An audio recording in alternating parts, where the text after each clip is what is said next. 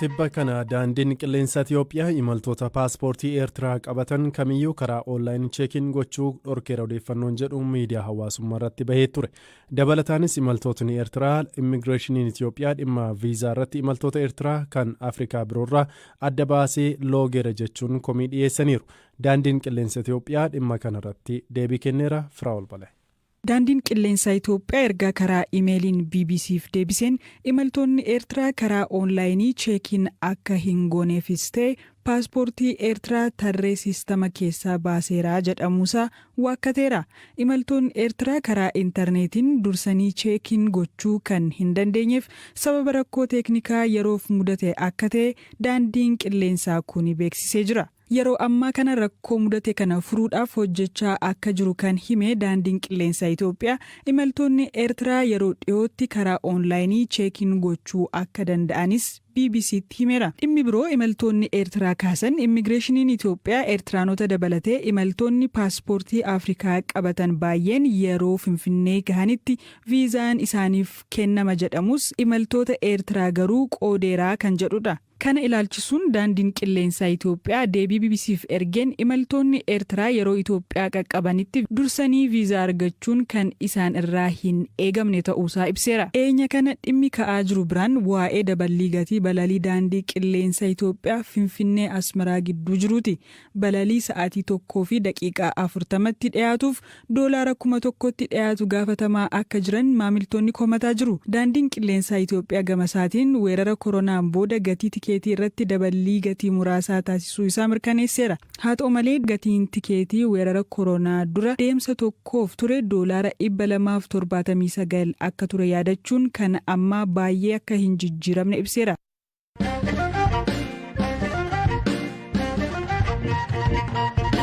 Aangaan Ameerikaa Naansi Peeloosiin Taayiwaan erga daawwattee booda Chaayinaan naannoo Taayiwaanitti shaakala waraanaa guddaa gaggeessuu eegalte.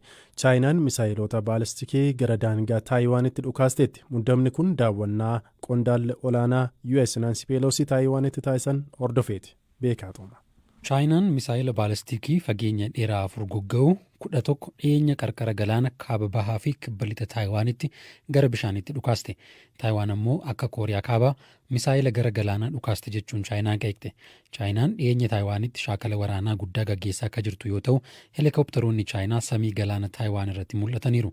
Dhukaasni misaayilaa fi shaakalli waraanaa Chaayinaan dhiyeenya Taayiwaanitti gochaa jirtu kun daawwannaa afyaa'ii mana maree US Naansi Peeloosiin wal qabata.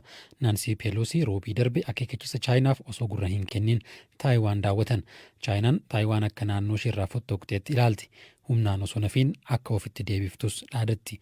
Ameerikaan gamasheen Taayiwaaniif beekamtii kennuufi baattullee hariiroo cimaa waliin qabdi. Hariiroon kun akka Taayiwaan ofittistuuf meeshaa waraanaa itti gurguruu dabalata. Ministeerri ittisaa Taayiwaan gama kaaniin sirna ittisaasaa cimsatee haalichi hordofaa akka jiru beeksiseera.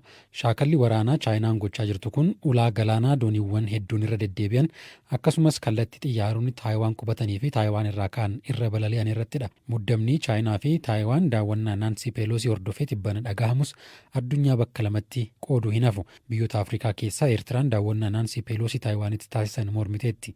Dubbimaan ministeera haajaa alaa Itoophiyaa Ambaasaddar Mallas Alam dhimmoonni dippiloomaasii biyyoota addunyaa garaagaraatti mudatan Itoophiyaa kan yaaddessan ta'uu himan. Tibbanas muddama Chaayinaa fi Taayiwaan gidduutti mudate xiyyeeffannaan hordofaa jiraachuu kaasaniiru. Itoophiyaan imaammata Chaayinaa tokko waan Chaayinaa irratti ejjennoo hin raafamne qabdis jedhan. Muddamni Taayiwaanii fi Chaayinaa kun waraana biraa akka Raashiyaa fi Yuukireen kaasa sodaan jedhu ammallee jira.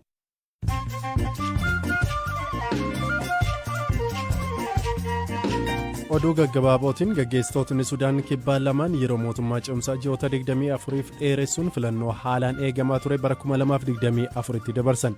Saalvaa Kiir fi Riek Maachar sagantaa siyaasaa bal'aa waliin qopheessan Juubaatti har'a waliin mallatteessuun filannoo bara dhufu ji'a guraandhalaa eegamu dabarsaniiru.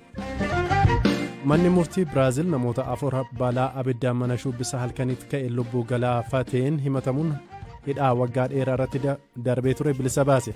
Bara 2013 balaa abiddaan mana shubbisaatti ka'e lubbuu namoota 242 galaafatee ture.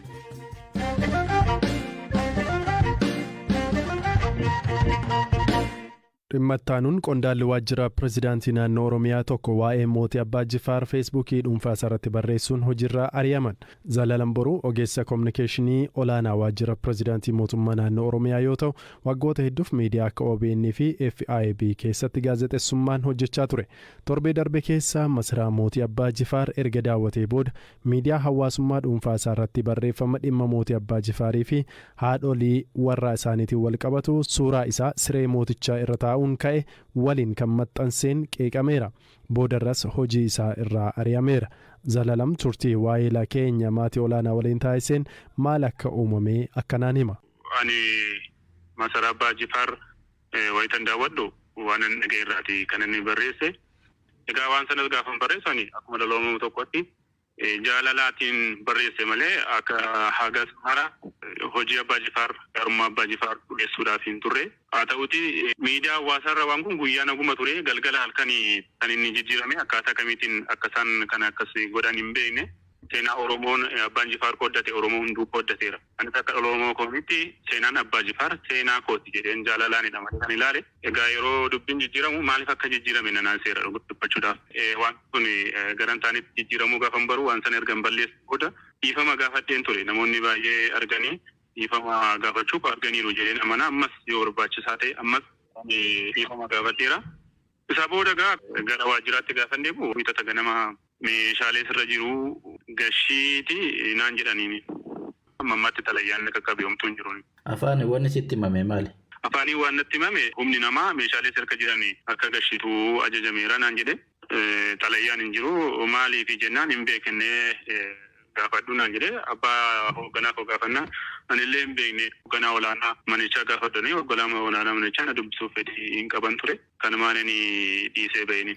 Ati waajjira pirezidaantii keessatti ga'een hojii kee maali? Haalli qaxarrii kee hoo kontiraata moo dhaabbataadha moo akkam? Waajjira kanatti ogeessa olaanaa koominikeetara olaanaa jechuudhaan qacarameenii kontiraataanidha.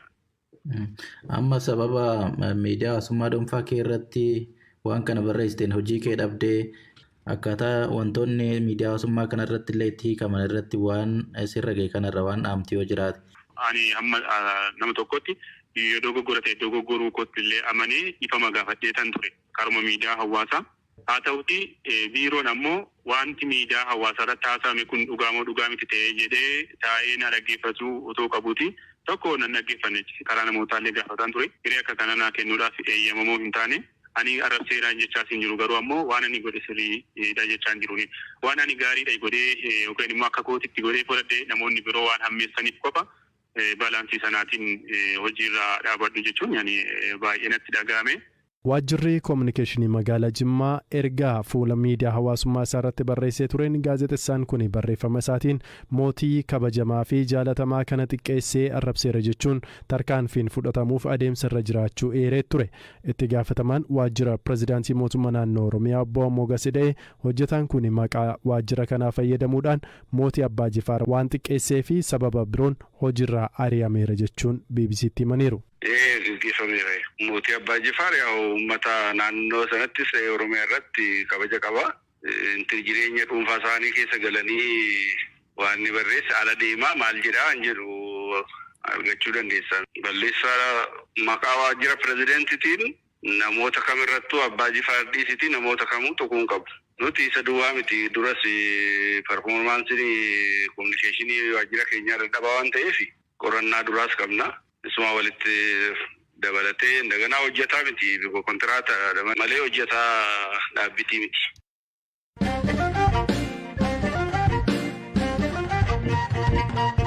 Ka xumuraatiin hammina waraanaa yoo himuun barbaachise gandi kaaba Keeniyaatti ontee ragaadha. Ollaan dura ijoolleen keessaa wacan ega ona taatee waggaan darbeera. Walitti bu'insi gosa Booranaa fi Gabraa bulchiinsa Marsaabeetitti hammaatee ollaa haroobotaa namarraa godaanseera.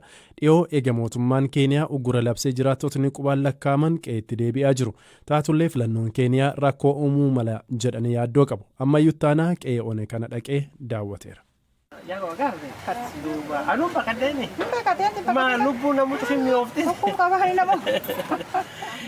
Kunneen jiraatota ollaa haroobotaati. Waan lubbuun hafaniif waan keessa darban dubbatu. Addeenaa Ishaaqoo Gurraachaa haadha ijoollee 11ti. maan abboo isa maan laf sodaa maachiteettan maan jedhanii sodaanne wariirree baqan. Fittaan guddoon amma eegisuun aansite. Guyyaa qaaraa dhufanii reellee yaanurra fudhatan. Diddaa immoo tokkonarra fudhatanii. Waldhibdeen gosa Booranaa fi Gabraa bulchiinsa kaaba Marsabititti erga ammaatu eegalee waggaan dheertu. Gaaf kan tasgabbaa gaaf kan ammaata. Ammoo booda kanatti caale. Addee Awoliyoo Dambiin ollaa Addee Naawooti. Ijoollee ja'a qabu. Duri nagumaan adoteennu adiisii dhufeennaan baqan. Gara ollaa ala hewaa qosoonadhanii laf guggubanii ollaa dhaabaa haan akkas gubanii ennaan lubbuu sodaannee ennaan maantaan keessa baan. Nu keessa baan ennaallee attuulleen dhuftee minaallee cufnurra cabsanii jedhanii ammoo waan gurguratan malee lubbuu namaan baasine galata waaqaarm keessattuu wanni akkas hin galle. Qe'ee ollaa haroobotaa jedhan kana abbaa warraa 60 olitu jiraata. Egaa yaaddoon waggaa tokko dura qeerraa buqqisees kan qe'eetti deebi'an baay'ee xiqqoodha. Ganda kana keessa deemeen daawwadhe. Yeroo ammaa qe'ee namni keessaa godaane kan one keessa hin jira. Namuu mul'atu sagalee namaan dhaga'ani. Horiin illee hin jirtu. Qe'ee namni keessa hin jirre kan aramaan keessa duude lafi hin qotamne dallaa jijjige fa'iitu mul'ata. Bakka kana jiraachuu miti as dhufanii deebi'uu kan yaaddaan xiqqaa miti. Namoota waan gaafas ta'e nutti mana argachuun salphaan turre. Abbataa Adii Kaloo bulchaa bakkee Jirimee jedhamuuti. Haroobotaan bulchiinsa isaanii jala. Rakkoon ammaannaan isaanuu baqatanii magaalatti galan. Eegisuuniyyuu lafti walta kaatee dirkeessa wal obbaasan. Dukka nama seenanii namicheessan. Karaa gulasiicheessan. Akka malee lafti hammaatte. Duuba anuyyuu akka ciifaa arda keessaa baqadhee dira galle. Eegasii mootummaan Keeniyaa baatii caamsaa keessa uggura labse. Namni ganama sa'aatii 12 dursee mana akka hin baane galgalammoo 12 dursee akka manatti galuu labse. Waraannis bobba'ee meeshaa guuruu eegale. Qawwee isaabanii kareeboo 200 wayiif lafa cufa waltu guuranii ardaan kiyyalleen aga kareeboo 15 deebis. Gamma biitii akka dansa cufa hin galle ollaan kunuu 50-60 oli namicha callaa gale. Amma wanni dhibuu jiru kuraallee dhaanirraan ba'an. Meeshaa kana hidhattoota Itoophiyaa keessaatu daddabarsaa jedhu aangawoonni Keeniyaa. Egaa uggurri labsamee amma nagaan buutee amma jijjiirama jiraa jedhu jiraattonni dubbisne. Akka malee mabeddele koonnoo dhufte. Gaaf karaa kana namni guliin ba'u.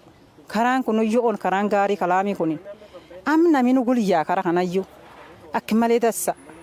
Yoo nagaa kun akkanuma nu ejjate akka malee dassa. Kaafiyuun nu guddoo jijjiirti. Yoo kaafiyuun ta'e nuyyuu gadi hin buunu. Duri gubbaa gaaraa sun korree gaaraan akka laftii jirti laalla. Ammoo ammatti tan gadhumne keessayyuu buluu jirra. Taatullee filannoon Keeniyaa torban dhufu taasifamu deebisee nu buqqisa jedhanii yaadda'aniiru.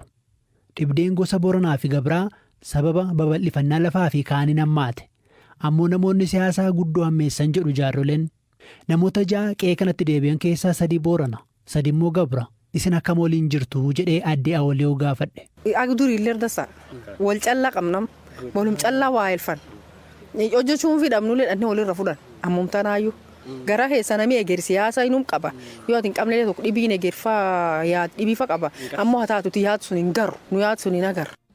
Kun taatee Marsabit keessatti ta'edha kan dhaggeessan kabajamtoota dhaggeeffattoota keenya Keeniyaan hagayya 9 fuuldura keenyas filannoo pirezidaantummaa ni gaggeessiti. Sagantaa irraa asumarratti xumurree jirra. Kan isiniif dhiyeessan Zalaalam Taaddasaatiif Raafolee Dhugaasaa qopheessuun akkasumas gama ogummaatiin kan Mubaarak turtii taasisanii jirra waliin halkan gaarii qabaadhaa boora walitti deebina.